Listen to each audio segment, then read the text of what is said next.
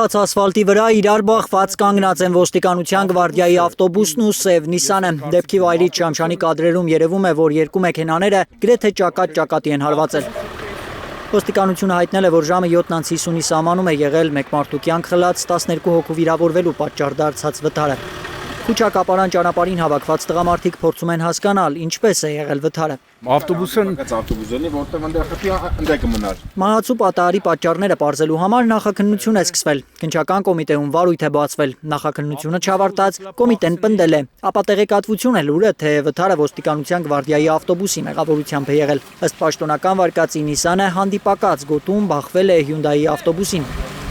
Վթարից 4 ժամ անց Նիսանն արդեն ողբերգության վայրում չէ, քարշակ է բերվել ավտոբուսը հեռացնելու համար։ Մեր ետևում ահա տեսնում եք, քարշակը փորձում է հեռացնել վթարված ավտոբուսը։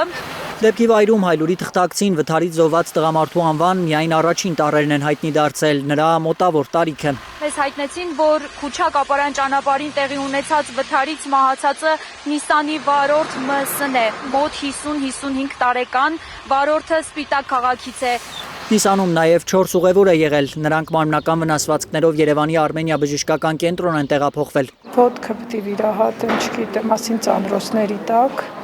ոչ մի տեղեկություն չունեմ, ես էլ եմ Սպիտակից նոր եմ հասել։ Գնացել են աշխատանքի, ընդամենը այդ։ Ավտովթարից տուժած Բաբկեն Համբարյանի կինը պատմում է, ամուսինն ու ընկերները Սպիտակից Երևան աշխատանքի գալիս են փորձանքի մեջ ընկել։ Տղասա խոսացի, ասել են պիտի ծանրոցով բերեն հավասարացնեն, նոր կվիրահատեն, մի հատ վիճակը հասկանան։ Վթարից 7 ժամ անց պատրաստվում էին վիրահատել Բաբկենին։ Դրանից 1 ժամ առաջ առողջապահության նախարարությունը վստահեցրել էր, որ վնասվածքներ ստացած անձինք բուժօգնություն ստանալուց հետո դուրս են գրվել։ Նախարարությունը հավանաբար նկատի է ունեցել միայն ոստիկանության ծառայողներին, որոնց ապարան բժշկական կենտրոն էին տեղափոխել։ Նրանց վնասվածքները թեթև են։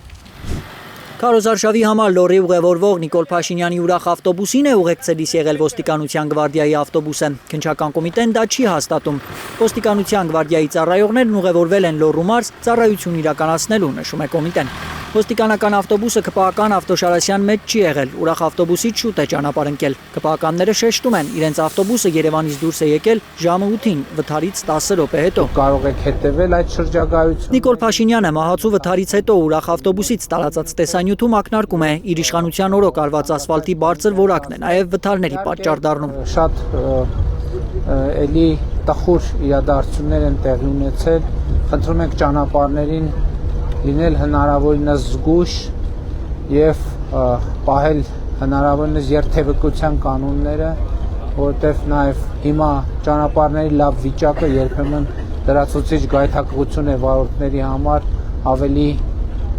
արագ վարել մեքենաները, ինչը բերում է շատ ցավալի դեպքերի։ Փաշինյանը այս տեսանյութից հետո կրկին հայտնվել է ընդդիմախոսների քննադատության կրակի տակ, անամոթություն է ողբերգության ֆոնին ասֆալտի որակի քարոզչական գովերգությամբ զբաղվել է։ Հայաստան խմբակցության падգամավոր Քրիստինե Վարդանյանը շարասյուն է անվանել Փաշինյանի պատավատը եւ քաղաքացիների համար մի ուղեցույց կազմել։ Բանտից եւ հիվանդանոցից խուսափելու համար քաղաքացիները ըստ Քրիստինե Վարդանյանի կարող են Փաշինյանին տեսնելիս հեռավորություն պահպանել, կտրուկ փոխել երթուղին, անտեսել նրան, երեխաներին հեռու պահել նրանից եւ խուսափել Վարդանյանի բառերով շարասյունից։